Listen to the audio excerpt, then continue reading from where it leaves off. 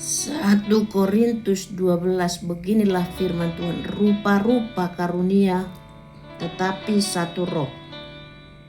Sekarang tentang karunia-karunia roh, aku mau saudara-saudara supaya kamu mengetahui kebenarannya.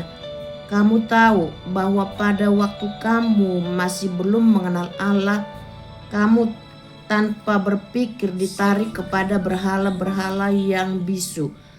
Karena itu aku mau meyakinkan kamu bahwa tidak ada seorang pun yang berkata-kata oleh Roh Allah dapat berkata, terkutuklah Yesus. Dan tidak ada seorang pun yang dapat mengaku Yesus adalah Tuhan selain oleh Roh Kudus. Ada rupa-rupa karunia tetapi satu roh.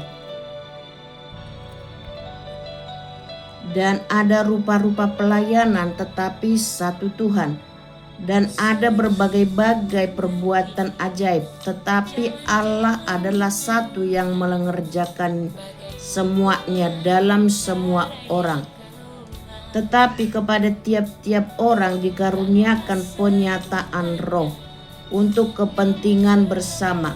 Sebab kepada yang seorang roh memberikan karunia untuk berkata-kata dengan hikmat, dan kepada yang lain roh yang sama memberikan karunia berkata-kata dengan pengetahuan.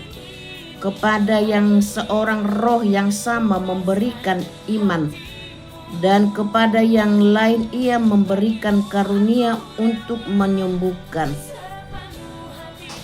Kepada yang seorang roh memberikan kuasa untuk mengadakan mukjizat, dan kepada yang lain ia memberikan karunia untuk bernubuat, dan kepada yang lain lagi ia memberikan karunia untuk membedakan macam-macam roh.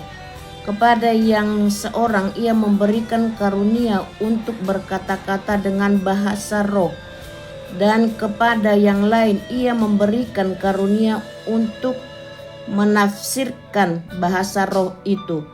Tetapi semuanya ini dikerjakan oleh Roh yang satu dan yang sama, yang memberikan karunia kepada tiap-tiap orang secara khusus, seperti yang dikehendakinya.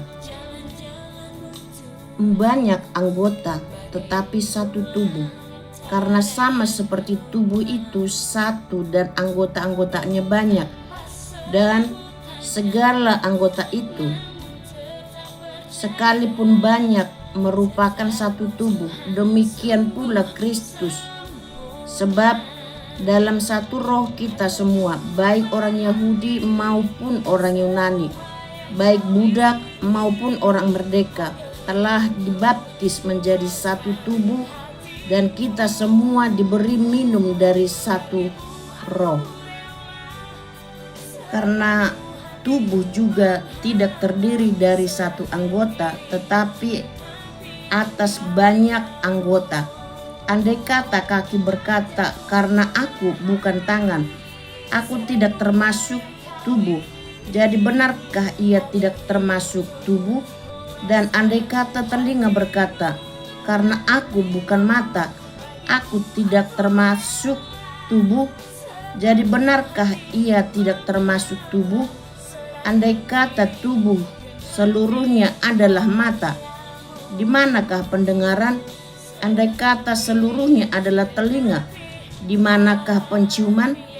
Tetapi Allah telah memberikan kepada anggota masing-masing secara khusus suatu tempat pada tubuh seperti yang dikehendakinya. Andai kata semuanya adalah satu anggota, di manakah tubuh? Memang ada banyak anggota, tetapi hanya satu tubuh. Jadi mata tidak dapat berkata kepada tangan, aku tidak membutuhkan engkau.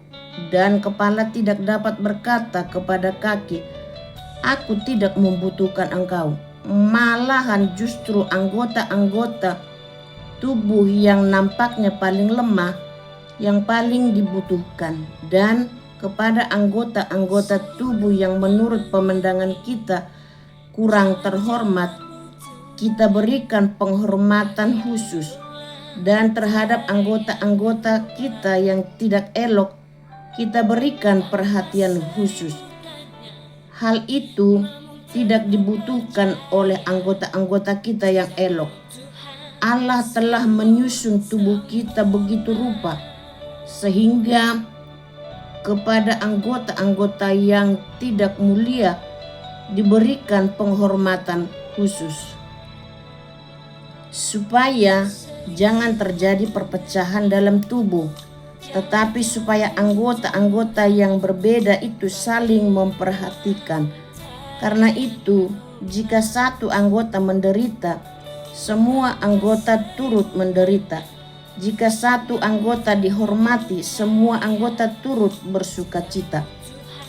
Kamu semua adalah tubuh Kristus, dan kamu masing-masing adalah anggotanya.